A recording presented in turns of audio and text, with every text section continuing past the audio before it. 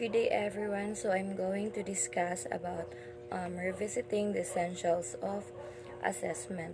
So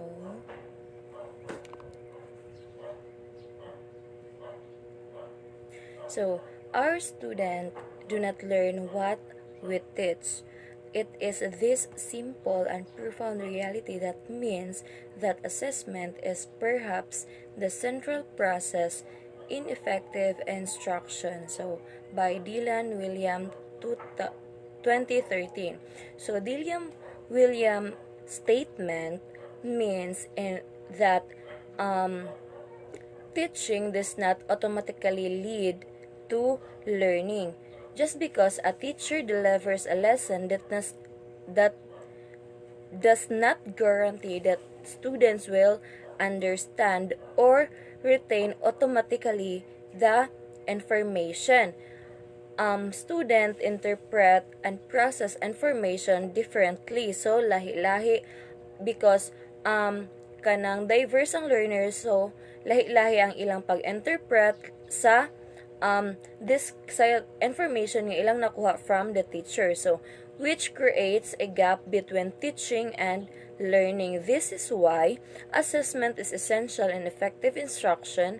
It helps teachers measure what students have actually learned, identify and misunderstand, and adjust their teaching strategies to improve learning outcomes.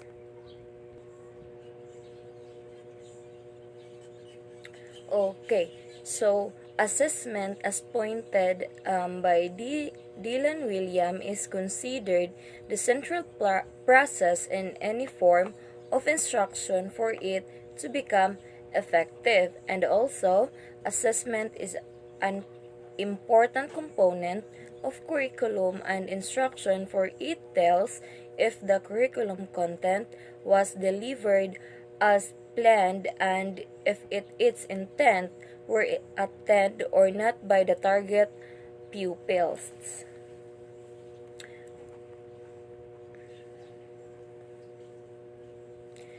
Thus, we considered assessment as being the alpha or means the beginning, and omega means the end of all instructional efforts and initiatives.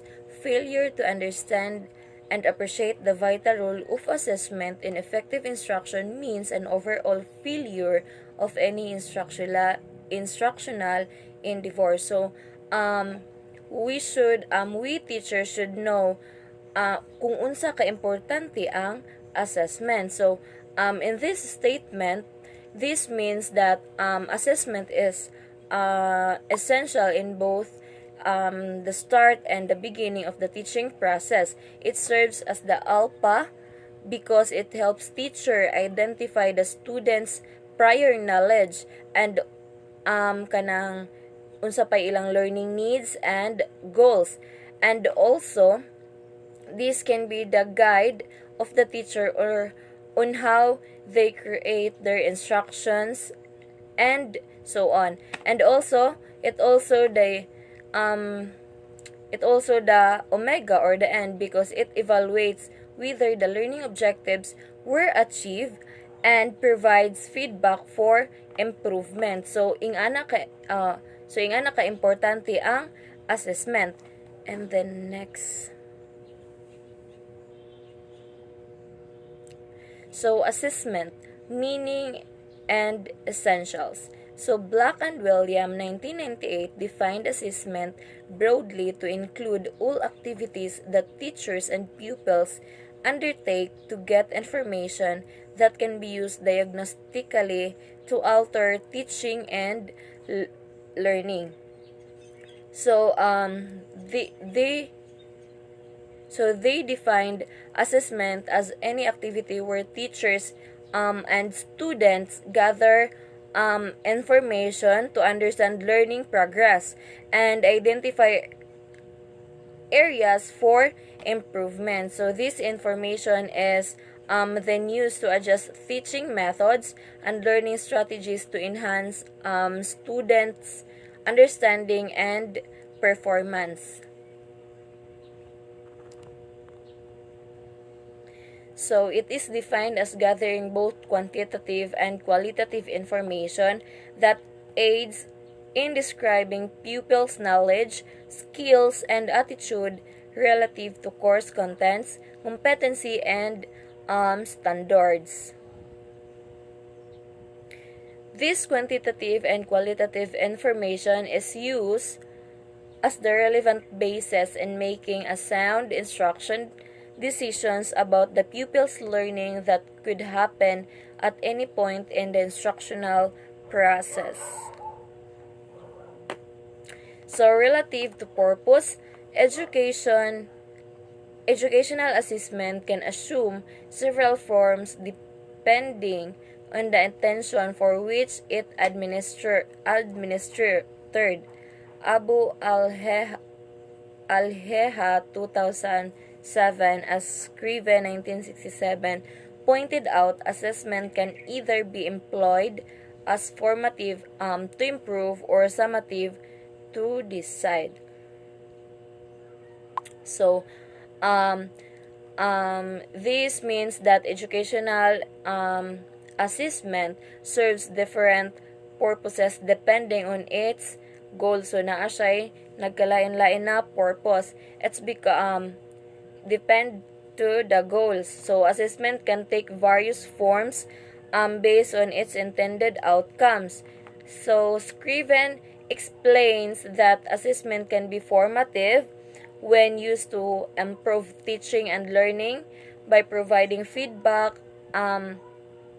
during the learning process, and also help teachers adjust their methods and students improve their understanding. And also it can be summative when used to evaluate, make final decisions about students' learning outcomes.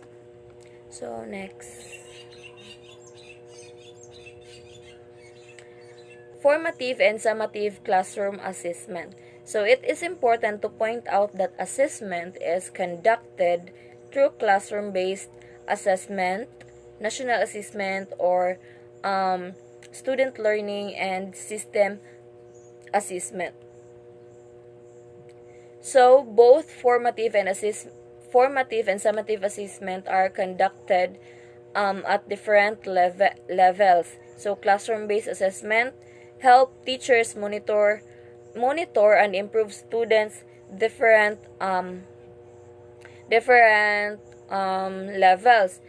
Formative and summative classroom assessment. So it is important to point out that assessment is conducted through classroom-based assessment and national assessment of students' learning and system assessment.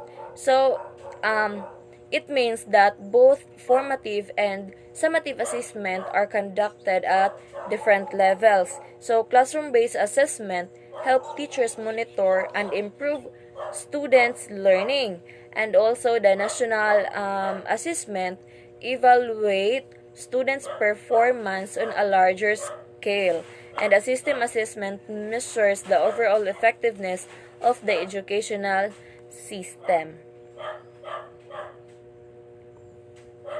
Okay, so large scale assessment like National Achievement Test or NAT, Program for International Student Assessment or PISA, Trends in International Mathematics and Science Study or TEMS, and Southeast Asia Primary Learning Metrics or SEAPLM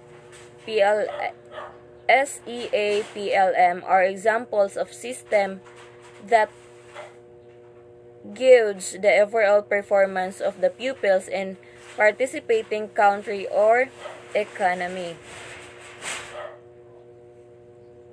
So through large-scale assessment, it is important aspects of educational assessment. So this section places a premium on classroom assessment being an essential responsibility for teachers on a day-to-day basis as stipulated in the department order DepEd Order number 8 series of 2015, classroom assessment is ongoing process of identifying, gathering, organizing, and interpreting quantitative and qualitative information about what pupils know and can do. So this emphasizes that while large-scale assessment are important, so classroom assessment is a key responsibility for the teachers in daily instruction. So according to DepEd Order number 8 series of 2015, so classroom assessment is a continuous process which teachers collect and analyze information about students' knowledge and skills to monitor progress and improve their learning.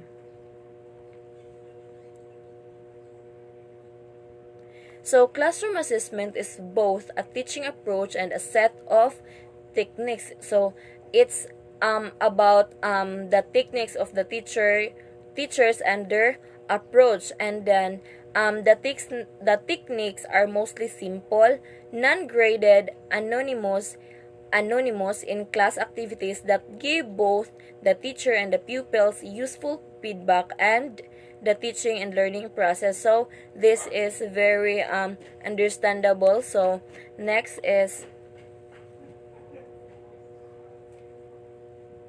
formative assessment. So Boston 2002 defines formative assessment as the diagnostic use of assessment to provide feedback to the teachers and the pupils over the course of instructions. So it allows pupils to communicate what they know, Boston 2002, and where they right now, William 2013. So formative assessment is the process of using assessment to give feedback to both teachers and students.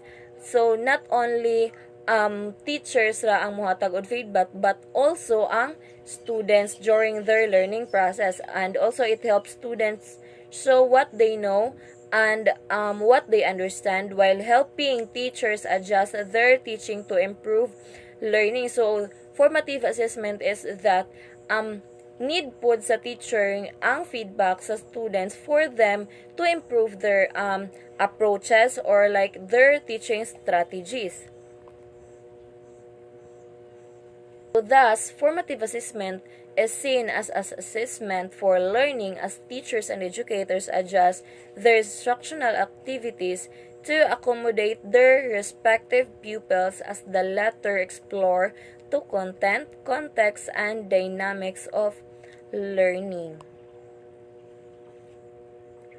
Okay, so as reiterated in DepEd Order number 8, series of 2015, a formative assessment may be given at any time during the teaching and learning process. It involves teachers generating and using evidence about what the pupils know and can do to inform and improve their teaching. So it can be conducted any point during teaching and learning process, and it involves teachers collecting evidence of student knowledge and skills to identify learning gaps and adjust their teaching strategies. And pag mabala na gani sa teacher kung unsa na mga kuan sa mga bata, dira na sila mo adjust para ma-cater nila kung unsay mga needs sa students. So this helps improve both instructions and student learning outcomes.